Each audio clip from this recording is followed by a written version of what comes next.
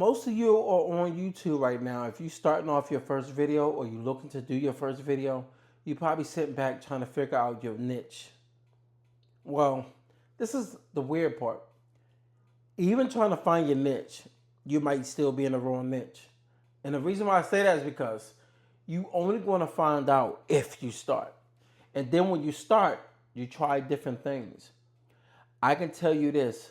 Once you get to, and I'm being honest with you, once you get to around 15 to 25 videos, trust and believe, about 15 to 25 videos. I'm going to say 15 to 25 is a sweet spot. This is where you're going to see where your numbers are at. They're going to be low. If you're lucky, you might hit a couple videos, one or two, that end up striking it. But I found this out on another channel that I started, and my first video took off. This is what I did not understand. I did not understand why it took off until I actually started realizing what I was talking about. It resonated with a lot of people. So when I say that, trial and error. I want to say it's really trial and error, but really it's not. What it is you actually trying different things out. This is why you will see people switch certain niches. They might talk about photography, then they start vlogging, and then they start doing family stuff on their channel. People switch up.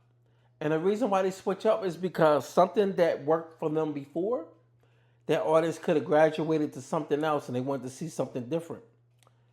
Also, what you're talking about might not hit hard on your channel to the people that you're trying to reach. Don't know why. I, a lot of times, try to understand the algorithm on YouTube, but a lot of times you really can't figure it out till you actually put out a lot of videos.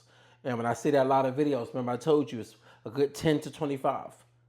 10 to 25, you're going to see where your numbers lie at. You will be able to understand the basics of what you're talking about, what resonated more with your audience, and what you're a little bit more comfortable with. And if it's something that really resonate with you that you talked about, and it might have been maybe 2 or 3 videos that you might have did. Let's just say out of 15 videos, let's just say 20. I'm going to say 20. Out of 20 videos, you had 3 videos that did good.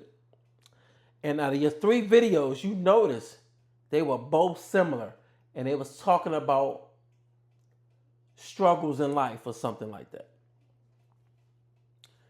You already know right then and there, okay, I probably need to do a little bit more research on these videos and see why it resonated more. And then if you understand the stuff that you was talking about, you was putting out, especially if it's your own experiences. Like if you're just talking about something just off of something you research, it's different. But if you went through something like that, like you going through struggles and your videos popped off of your own experiences, then you can go indulge in more of your experiences, talking about how you got through things, bad situations. This is how YouTube is. Now, let's just say that out of all those videos, you had none that did anything. Then I'm going to say that's where you need to sit back, look at your videos, try to understand what you're talking about. Because if you don't understand what you was talking about, then that might be why it didn't go anywhere, because you're not really talking about much. But if you are talking about something, especially something you know, I ain't gonna say no, but you possibly research it and you look up other channels and you're like, wait a minute, mine is no different than their channel. But then most likely it can be how you labeled your video, which makes people look at your video title and say, what? Click right over that, because it's not resonating, it's not making sense. And a lot of times in your titles, it has to make sense.